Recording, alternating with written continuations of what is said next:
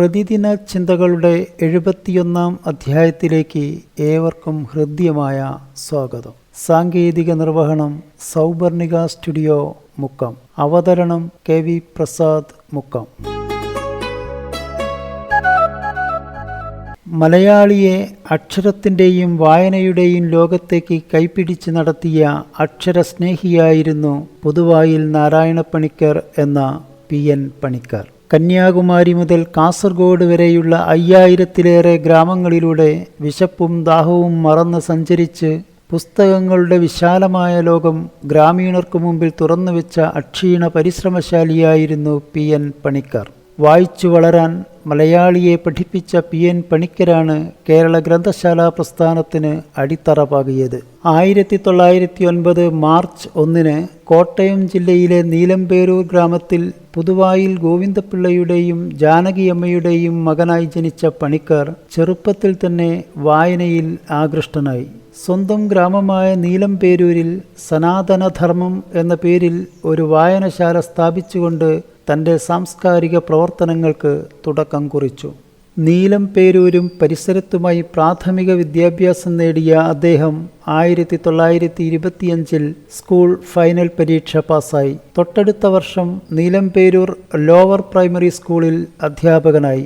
1930 ആമയുടെ മാളിയേക്കപ്പറമ്പിൽ ചെമ്പകക്കുട്ടിയമ്മയെ വിവാഹം കഴിച്ചു. അമ്പലപ്പുഴ സ്കൂളിലേക്ക് സ്ഥലമാറ്റം കിട്ടിയതോടെ പണിക്കരുടെ പ്രവർത്തന മേഖല അമ്പലപ്പുഴയായി മാറി. സർക്കാരിൽ നിന്ന് പ്രത്യേക അനുവാദം വാങ്ങി അദ്ദേഹം മുഴുവൻ സമയ ഗ്രന്ഥശാല പ്രവർത്തകനായി മാറി. 1938 നാട്ടുകാരുടെ നിർലോഭമായ സഹകരണത്തോടെ അമ്പലപ്പുഴയിൽ ഒരു ഗ്രന്ഥശാല സ്ഥാപിച്ചു. സാഹിത്യ പഞ്ചാനനൻ PK നാരായണപിള്ളയുടെ ശാശ്വത സ്മരണ നിലനിർത്താൻ ഗ്രന്ഥശാലയ്ക്ക് PK മെമ്മോറിയൽ ഗ്രന്ഥശാല എന്ന് നാമകരണം ചെയ്തു. PN പണിക്കർ ഗ്രന്ഥശാലയുടെ സ്ഥാപക സെക്രട്ടറിയായി ചുമതലയേറ്റു. PK മെമ്മോറിയൽ ഗ്രന്ഥശാലയുടെ നേതൃത്വത്തിൽ കന്യാകുമാരി മുതൽ പറവൂർ വരെയുള്ള ഗ്രന്ഥശാലകളുടെ ഒരു യോഗം അദ്ദേഹം വിളിച്ചു ചേർത്തു. 47 ഗ്രന്ഥശാല പ്രതിനിധികൾ യോഗത്തിൽ പങ്കെടുത്തു. വിവിധ ഗ്രന്ഥശാലകളുടെ പ്രവർത്തനങ്ങൾ ഏകോപിപ്പിക്കുവാനുള്ള പണിക്കരുടെ ശ്രമം 1945 തിരുവിതാംകൂർ ഗ്രന്ഥശാല സംഘത്തിൻ്റെ രൂപീകരണത്തോടെ സഫലമായി.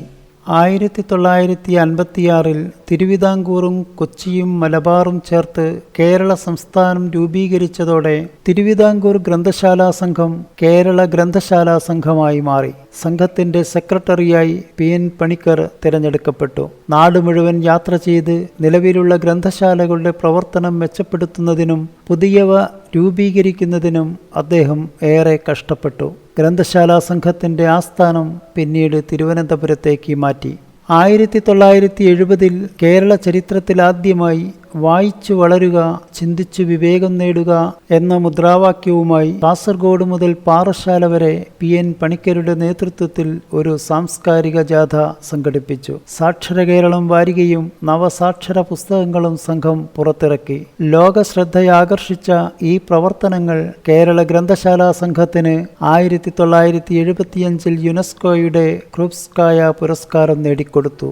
1977 ഗ്രന്ഥശാല സംഘത്തെ സർക്കാർ ഏറ്റെടുത്ത് കേരള ലൈബ്രറി കൗൺസിൽ എന്ന് പുനർനാമകരണം ചെയ്തുവെങ്കിലും കേരള ഗ്രന്ഥശാല സംഘം എന്ന പേര് നിലനിർത്തി. തികച്ചും ജനാധിപത്യ രീതിയിൽ പ്രവർത്തിച്ചു വന്നിരുന്ന സംഘത്തിന്റെ തിരഞ്ഞെടുത്ത സെക്രട്ടറിയായി 33 വർഷം തുടർച്ചയായി പണിക്കർ സാരഥ്യം അരുളി പ്രസ്ഥാനത്തിന് കരുത്തു പകർന്നു. ഗ്രന്ഥശാല പ്രസ്ഥാനത്തെ കൂടുതൽ ശക്തിപ്പെടുത്താൻ ഭരണസമിതി പിരിച്ചുവിട്ട് ഗ്രന്ഥശാലകളുടെ ഭരണം ഗവൺമെന്റ് ഒരു കൺട്രോൾ ബോർഡിനെ ഏൽപ്പിച്ചു. അതിൻ്റെ ആദ്യകാല സെക്രട്ടറി PN പണിക്കർ തന്നെയായിരുന്നു.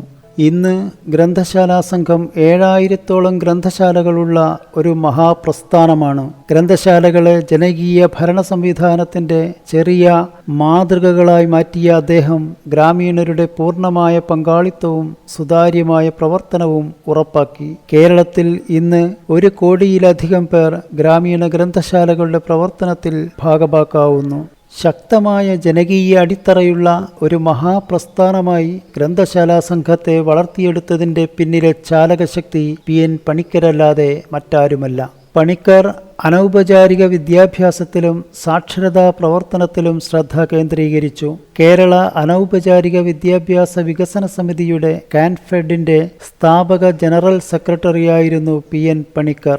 1948 ഗ്രന്ഥശാലാ സംഘത്തിന്റെ മുഖപത്രമായ ഗ്രന്ഥാലോകം മാസിക തുടങ്ങുന്നതിന് മുൻകൈയെടുത്ത പണിക്കർ 15ഓളം പുസ്തകങ്ങൾ രചിച്ചു. കാൻഫെഡ് ന്യൂസ്, നാട്ടുവെളിച്ചം, നമ്മുടെ പത്രം എന്നിവയുടെ പത്രാധിപരായിരുന്നു പണിക്കർ. കേരളത്തിന്റെ ഒരറ്റം മുതൽ മറ്റേ അറ്റം വരെ പലതവണ പദയാത്ര നടത്തി വായനയുടെ പ്രാധാന്യത്തെക്കുറിച്ച് ജനങ്ങളെ ബോധവൽക്കരിച്ച പണിക്കർ ഏവർക്കും മാതൃകയാണ്.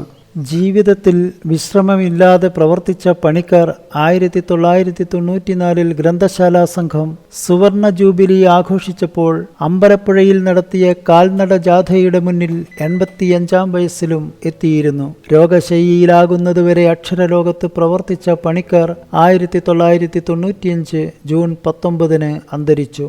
സംസ്ഥാന തലത്തിലോ ദേശീയ തലത്തിലോ അർഹിക്കുന്ന അംഗീകാരങ്ങളൊന്നും PN പണിക്കർക്ക് ലഭിച്ചിരുന്നില്ല എന്നത് ദുഃഖകരമായ ഒരു സത്യമാണ്. PN പണിക്കരുടെ ചരമദിനമായ ജൂൺ 19, 1996 മുതൽ വായന ദിനമായി ആചരിക്കുവാൻ കേരള സർക്കാർ തീരുമാനിച്ചു. കേരള വിദ്യാഭ്യാസ വകുപ്പ് ജൂൺ 19 മുതൽ 25 വരെ വായന വാരമായും ആഘോഷിക്കുന്നു. PN പണിക്കരോടുള്ള ബഹുമാന സൂചകമായി കേന്ദ്ര സർക്കാർ 2004 ജൂൺ 19 ഒരു തപാൽ സ്റ്റാമ്പ് പുറത്തിറക്കി. 2017 മുതൽ PN പണിക്കരുടെ ചരമദിനം ദേശീയ വായന ദിനമായി ആഘോഷിക്കുന്നു. പ്രതിദിന ചിന്തകളുടെ മറ്റൊരധ്യായം ഇവിടെ പൂർണ്ണമാവുന്നു.